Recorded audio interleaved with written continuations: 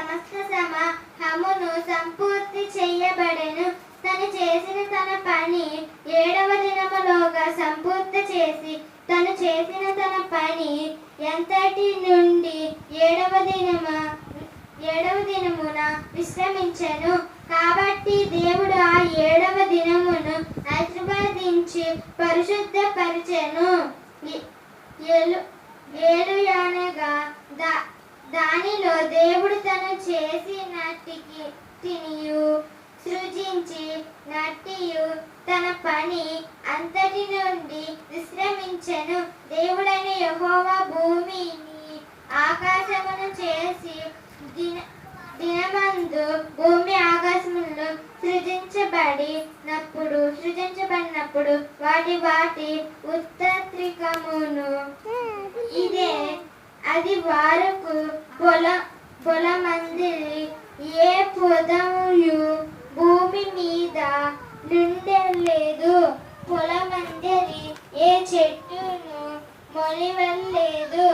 ఎలయనగా దేవుడైన యెహోవా భూమి మీద వాన కురిపించలేదు. నేల సేద్యపరచుటకును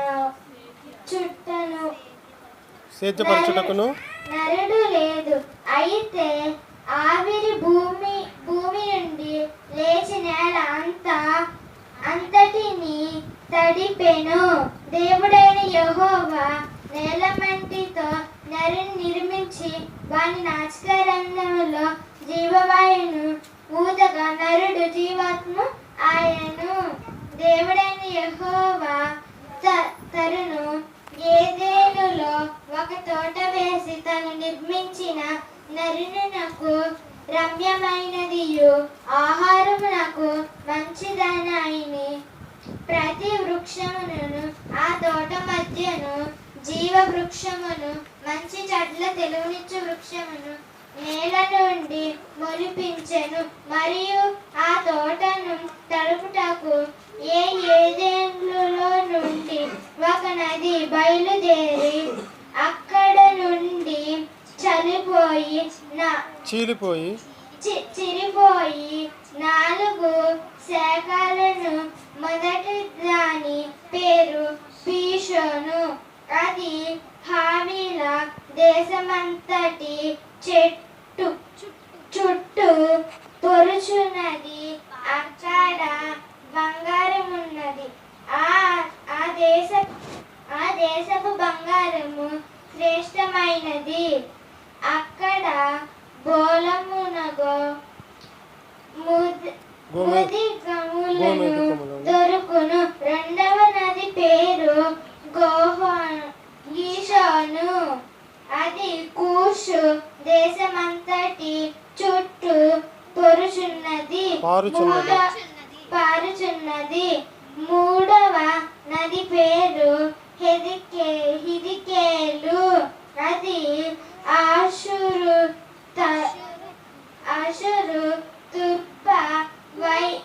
తూర్పు వైపున పారుచున్నది. 4వ నది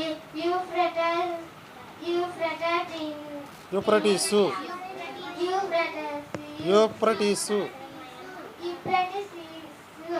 మరియు దేవుడైన యెహోవా నరుని తీసుకొని ఏదైనా తోటను సేద్యపరచుటకు దాని కాచుటకును దానిలో ఉంచెను.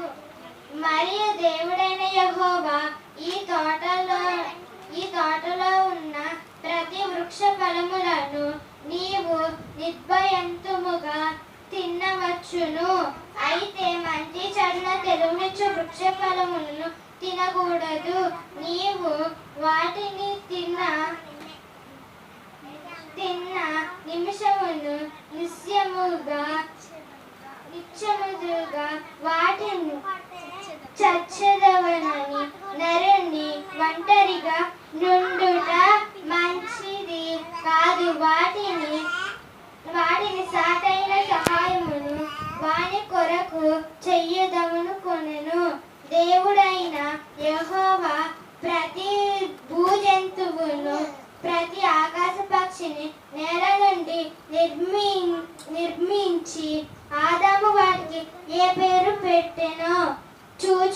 కొరకును అతని యొద్దకు వాటిని రప్పించెను. జీవము గల ప్రతిదానికి ఆదాము ఏ పేరు పెట్టెనో ఆ పేరు దానికి కలిగెను. అప్పుడు ఆదాము సమస్త పశువులకు, ఆకాశ పక్షులను, సమస్త భూజంతువులను పేర్లు పెట్టెను. అయినను ఆదామునకు సాటైన సహాయము అతనికి లేకపోయెను. అప్పుడు దేవుడైన యెహోవా ఆదామునకు గాఢ నిద్ర కలుగజేసి అతడు నిద్రించినప్పుడు అతని పక్కటెముకలో ఒకదానిని ఆ చోటును మాంసములో పూడ్చివేసెను.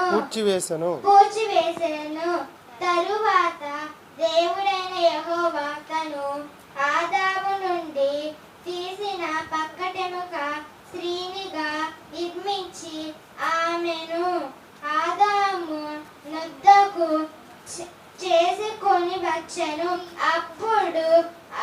అప్పుడు ఆదాము ఇట్లనెను, నా ఎముకలలో ఒక ఎముక నా మాంసములో మాంసము, ఇది నరునిలో నుండి తీయబడెను గాక గనుక నారి అనబడెను.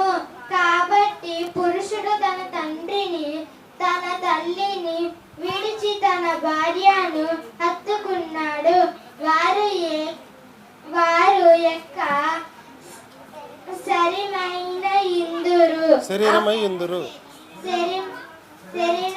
ఉండెను.